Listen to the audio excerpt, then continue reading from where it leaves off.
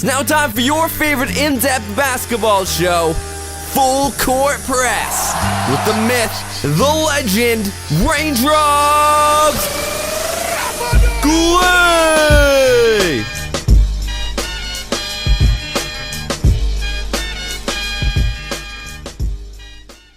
You're tuned in to Full Court Press. How are you guys doing today? I'm your host, Justin Raindrops Goulet. I've got a very special guest on today's show. He's joining the Full Court Press team, a very good friend of mine, a former classmate and basketball teammate. I'm excited to introduce you guys to him, but before I do that, I need to talk about the National Basketball League of Canada. The finals are here. We're in the final round of the NBLC playoffs. This is exciting. It's the Island Storm versus the Windsor Express. Right now, the Island Storm lead the series 3-2, and this would be the first championship for the Island Storm.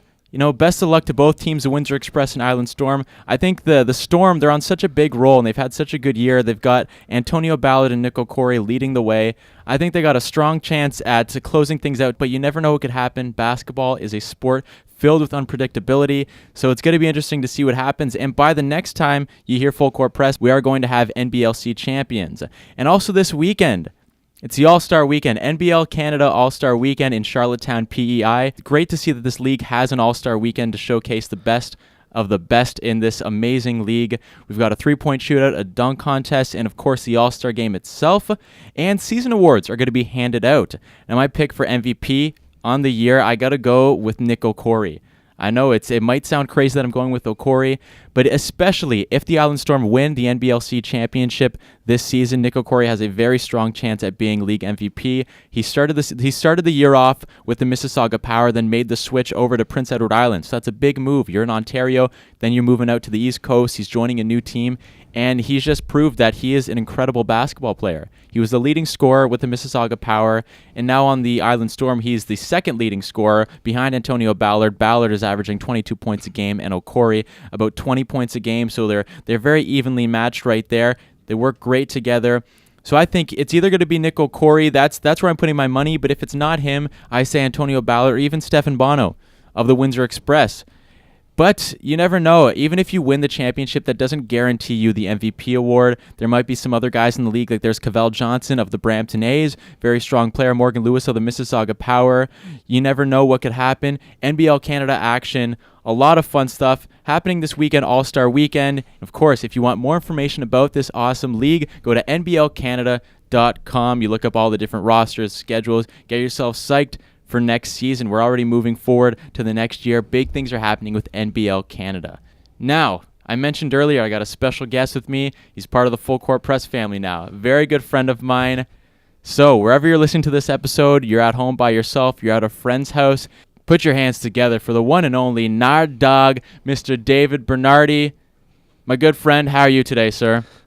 I'm good. I'm not a fan of the weather outside, but I know it's just you think it's spring, and then bam, winter just hits you like that. The weather's been so up and down. I want the sun to come out. I want to wear shorts finally. I want us to throw on a jersey, wear shorts, and go out and shoot some hoops. I want to go play basketball. That'd be great. I was playing outdoor basketball on Sunday. Yeah, just a couple of days ago. And now we got, this stuff falling down from the sky. We got some snow. It's ridiculous, man. It's crazy. But I'm really excited to have you on the show, joining the Full Court Press family. And why don't you just tell us a little bit about yourself? Where'd you go to school? Why you love basketball, and why you're such a good fit for the show? Because I certainly think you are. Well, I'm a Sheridan College student. I was taking broadcast journalism. I finished real soon, actually. I graduated in June. Oh, wow. Yep.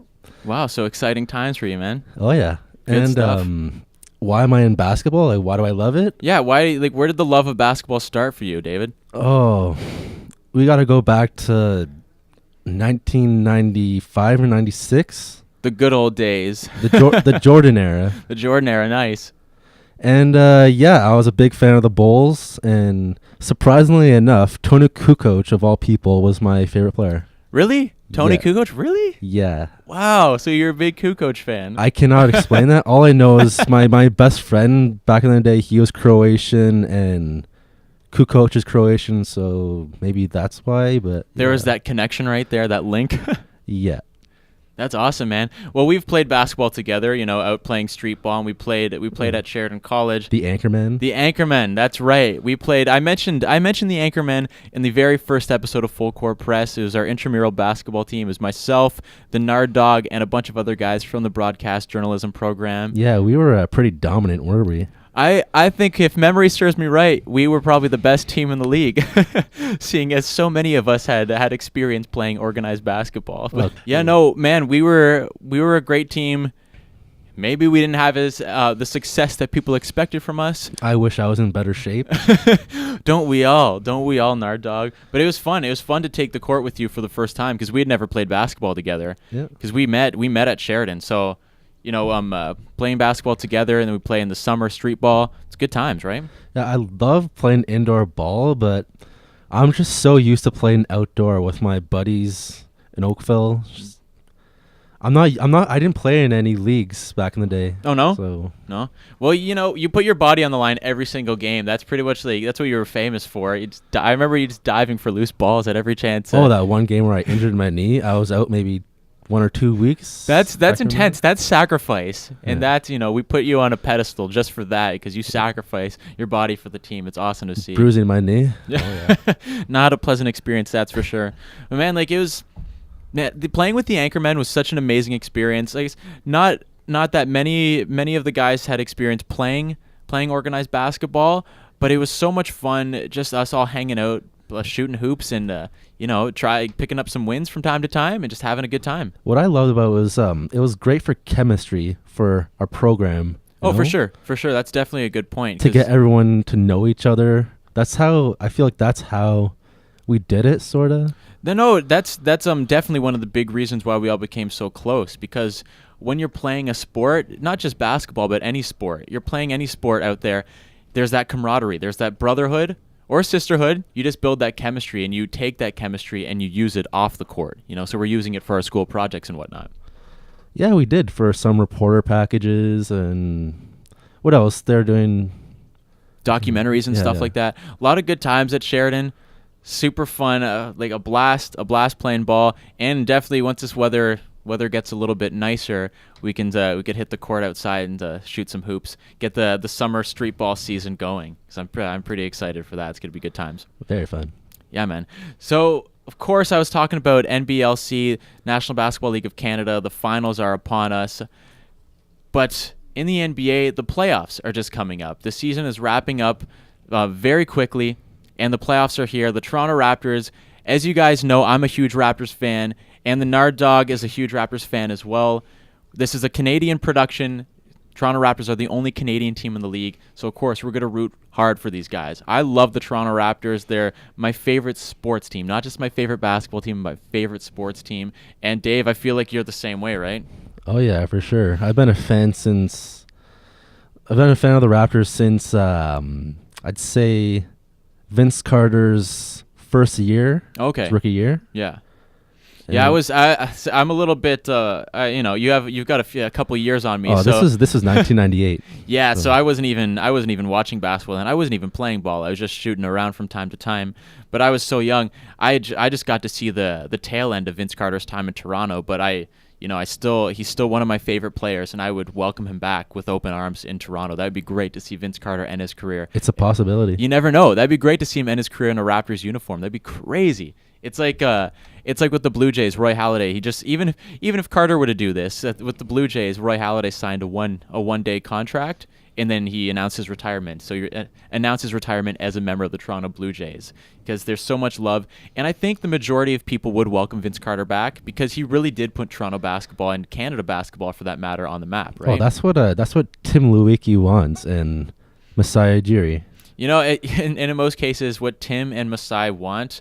We've seen this entire year. They pretty much that's what they get. We've really dominated this season from a business standpoint. That Rudy Gay trade earlier in the year, we won. In my opinion, we won that across the board. Oh, of course. Because we got Gravis Vasquez, Patrick Patterson, Chuck Hayes, and John Solomons, huge parts of the Toronto Raptors roster. Every single one of those players has contributed this year. Oh yeah, everybody has a role. Even someone like Chuck Hayes, who I didn't think much of because I didn't watch a lot of Chuck Hayes' playing.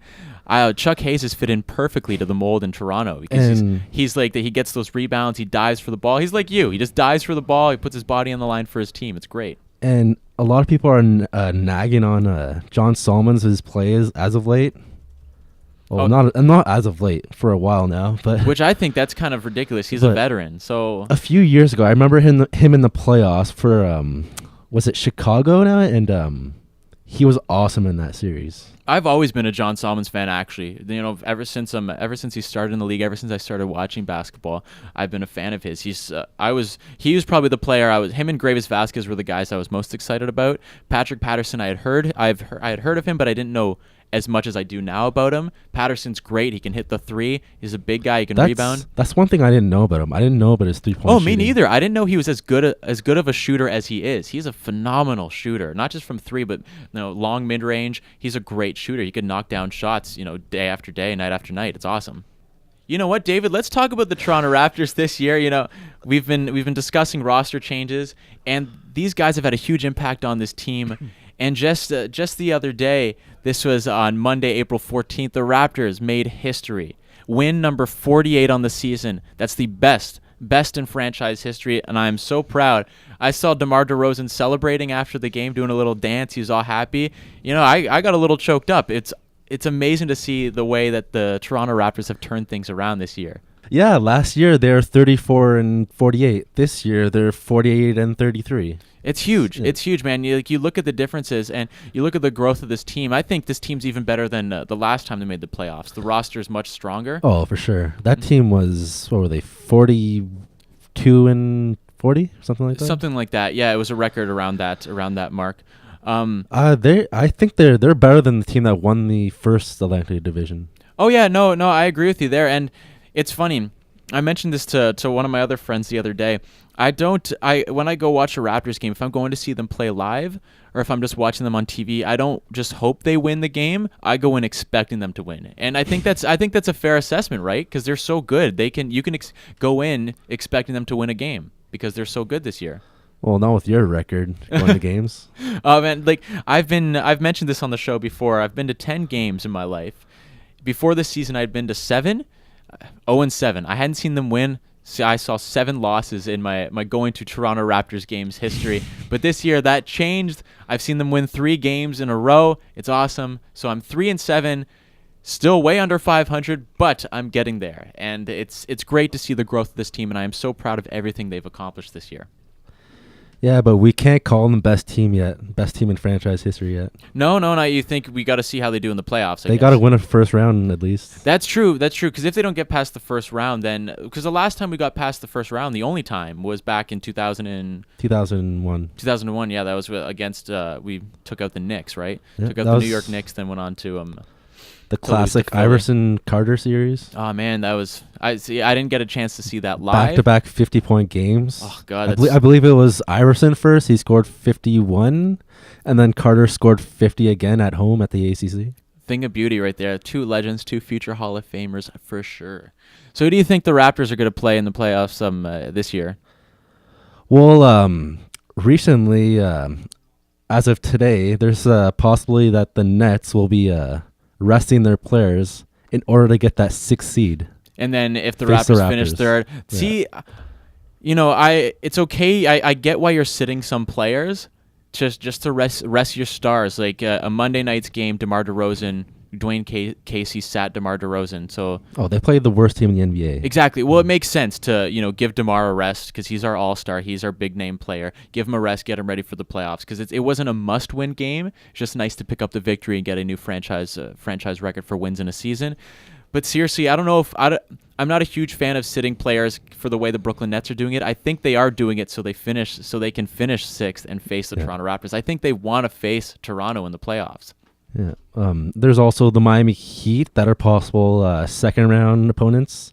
Last night against the Wizards, they sat out Wade, LeBron, and Bosh. They lost, obviously. Of course, yeah. Those are their big 3. They can't.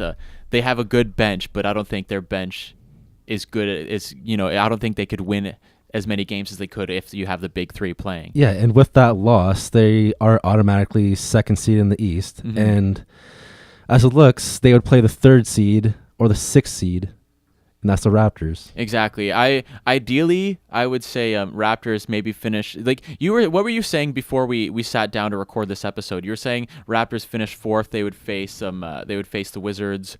What was that scenario that you threw out there?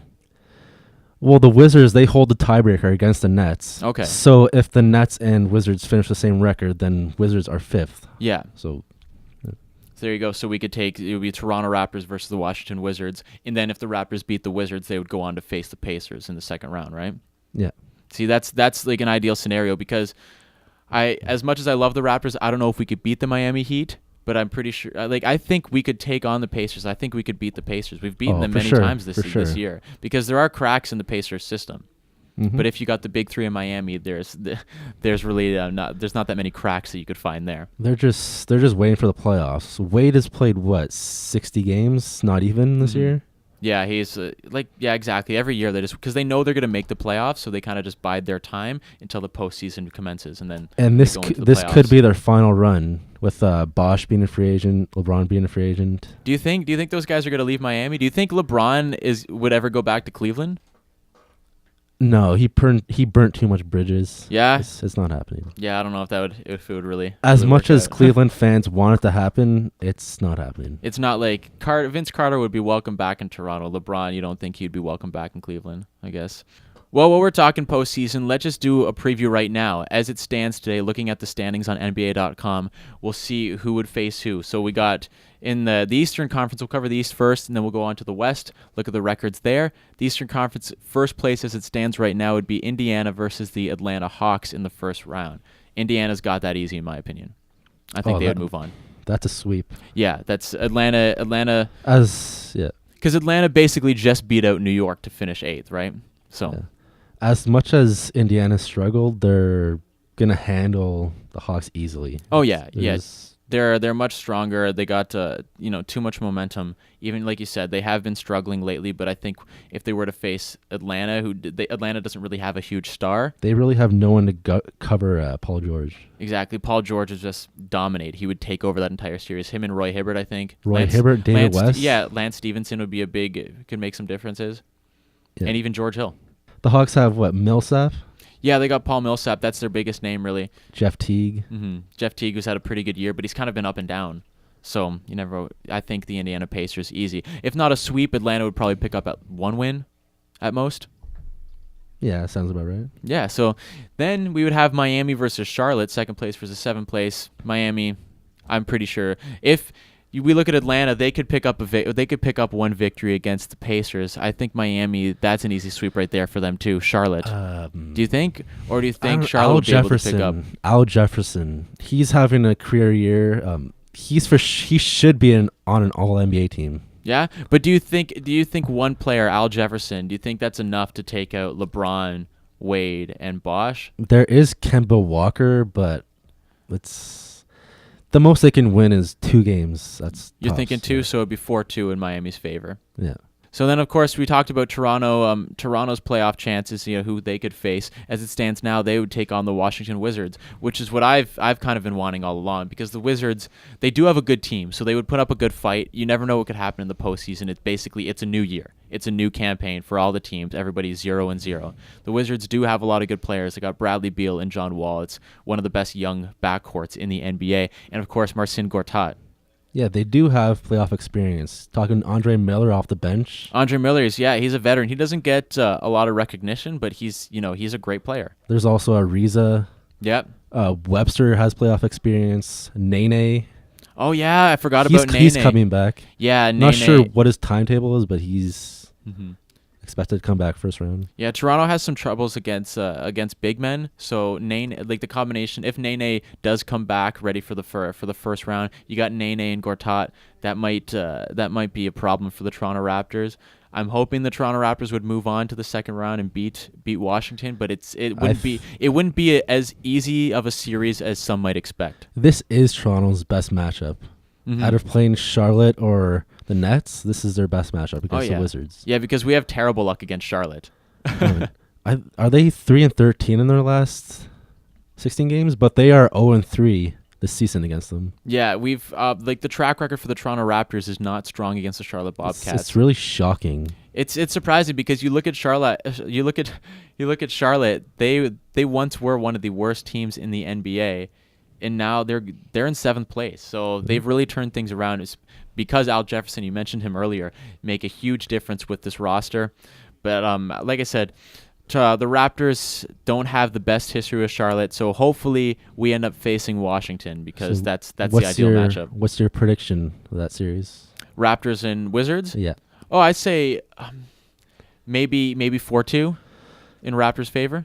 Yeah, I'd say 4-2 because the Raptors are awesome away, so they can close out the series in Game 6. Oh yeah, I don't think this one would go to Game 7.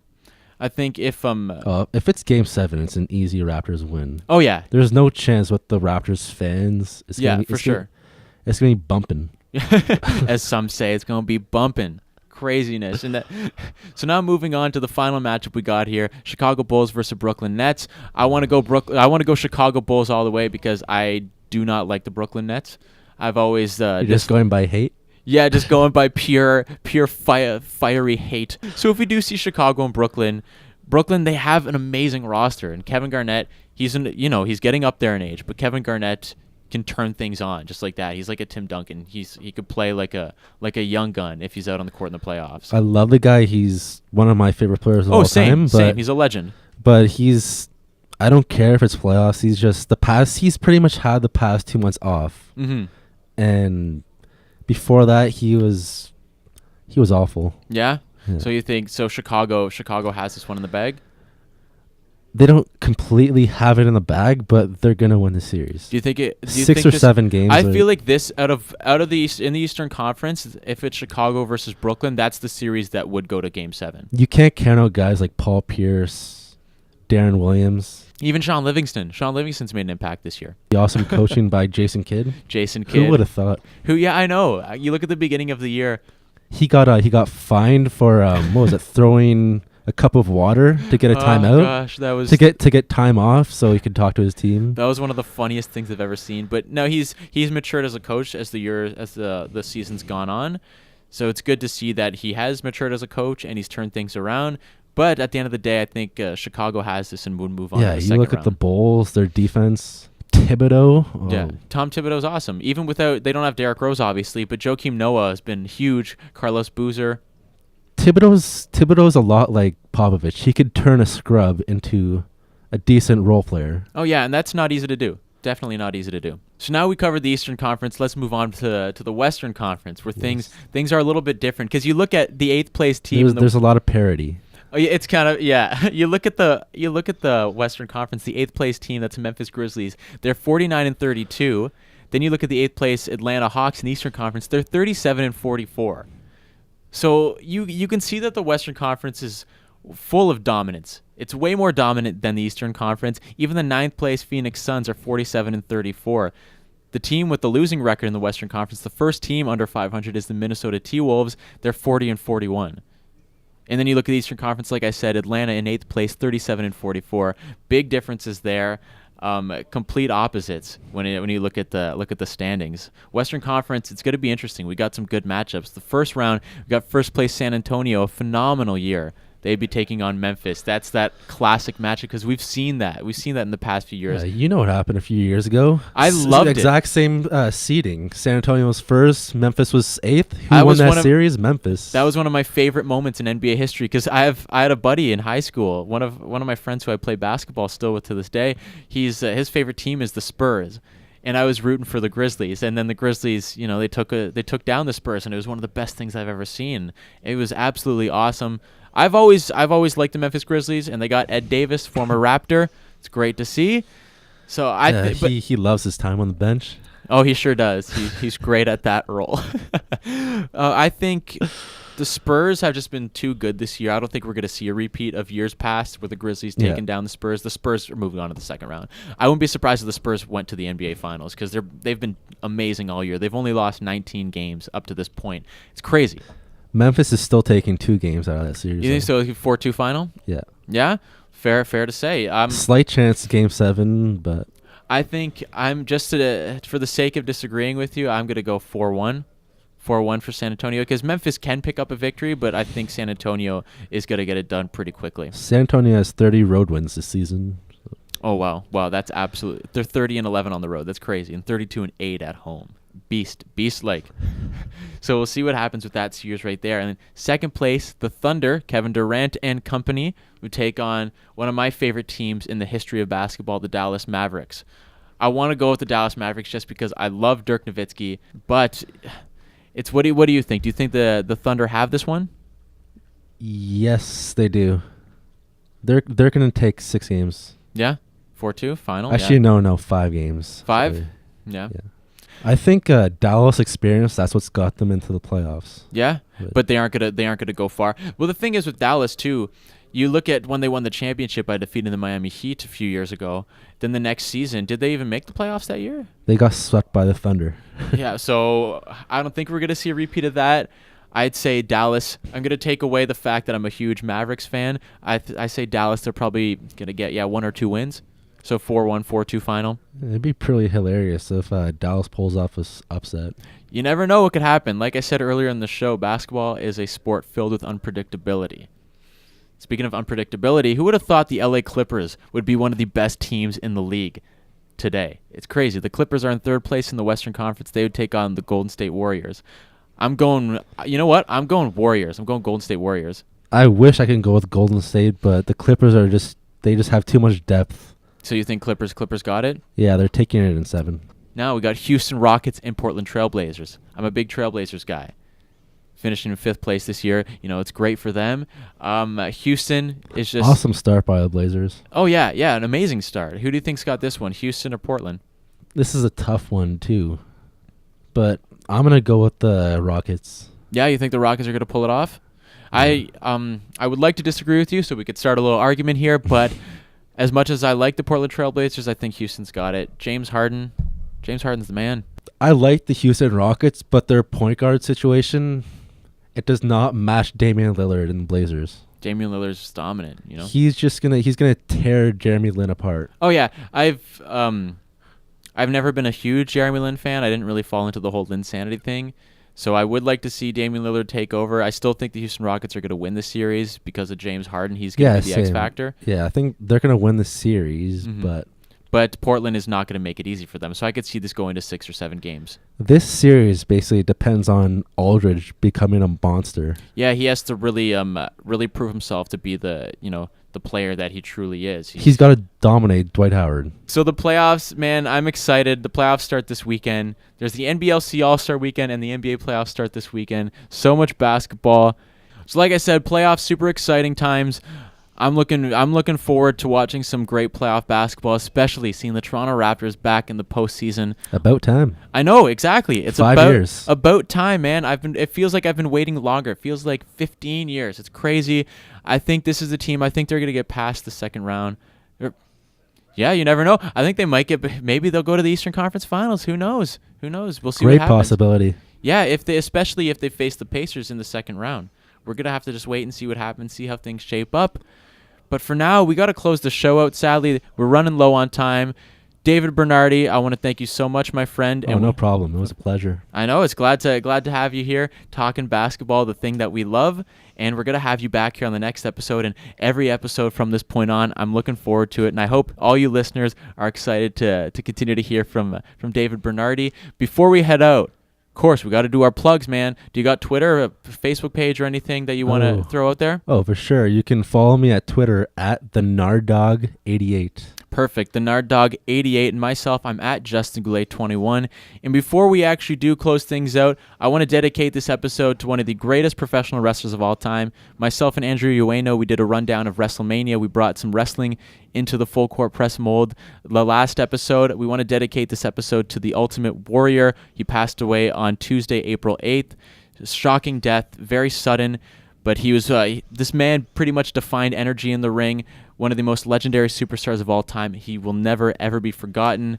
I know, David, you're a huge fan of The Ultimate Warrior. He was a big part of my childhood. It's a very tough loss, but like I said, his memory lives on forever, and you could just watch his matches over and over again.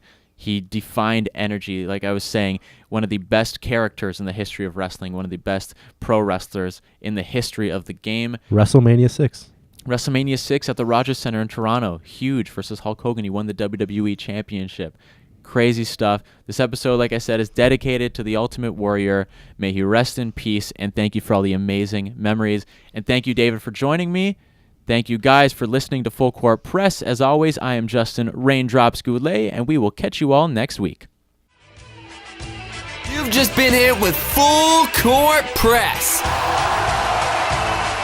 Courtesy of your host, the man, the myth, the legend, Justin Raindrops Goulet.